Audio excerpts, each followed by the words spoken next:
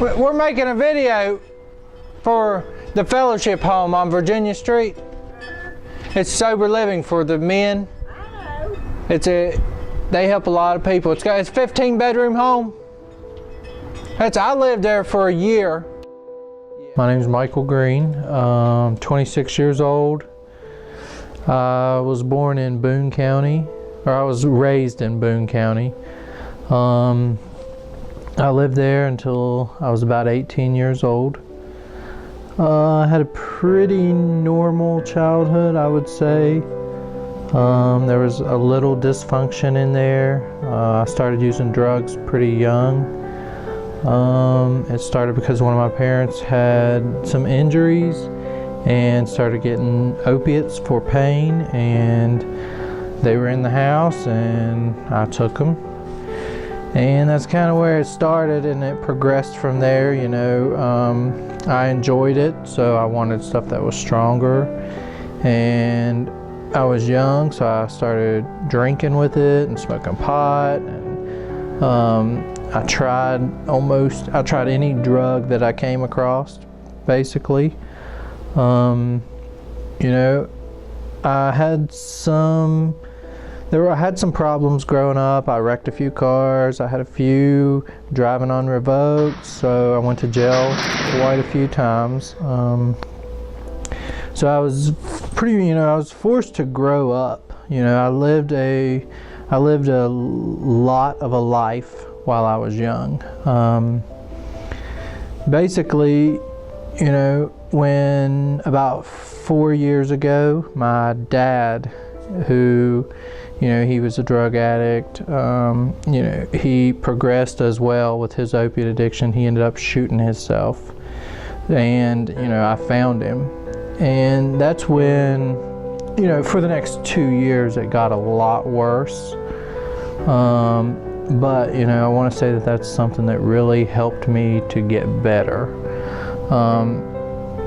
You know, I was probably the worst I had ever been after that for the next 2 years. I drank every single day.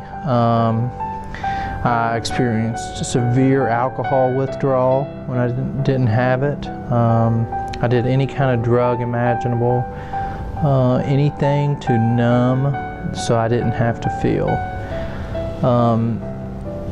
So after about 2 years of that, I lived without power, without water for 2 years. I didn't drive. I didn't have a driver's license. I didn't have a job. I didn't have any support of any kind. You know, towards the end, no one would help me. No one was there for me. They all knew that I was going to die. They all thought I was going to die that way. And, you know, that's what it took for me to want to get out of that.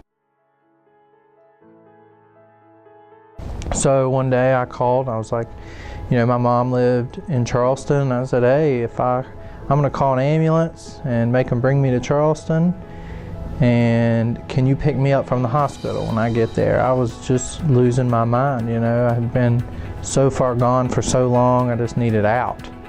And she picked me up from the hospital.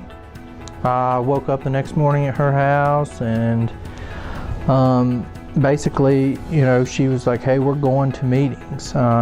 So that very next morning, like 12 hours later, I was in a meeting. And, you know, that's where, you know, I went to meetings every day after that. I stayed with her for a few weeks. I met a few people, a few good people that were there for me. And, you know, I wanted to get into the Fellowship Home, and I met some people, and they were like, well, you have to prove yourself. You have to go to meetings for so long. You have to stay sober, and we'll see what we can do for you. And, you know, from there, things just they've gotten better and better. You know, I just recently, a few days ago, I got 3 years. So I moved into the Fellowship Home. I stayed there for over a year. I was a senior resident there, and as soon as I moved in, I got a job. I started working, and I worked my way up from minimum wage to store manager. Check out these new Jimmy John's hats that we just got in. We're upgrading for the younger class. Here's what we used to be, plain old black with red letters. Now we're turning into more of a hip hop, and they can wear what they want. And I'm still employed there.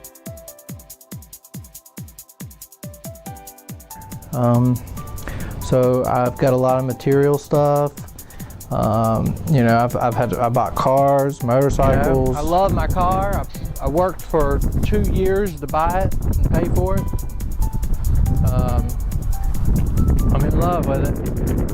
This is my baby. All the fun stuff that comes with being sober, and I've got to experience a life now. You know, I really didn't have much of a life.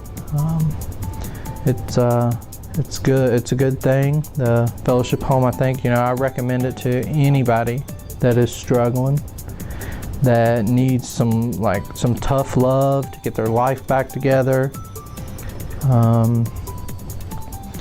But I'm very thankful for that place and the program of Alcoholics Anonymous, you know, because without them, I may not be here today. You know, when I got into the fellowship home, I was beat down. I was about 50 pounds lighter than I am now. I was toothless. These are fake.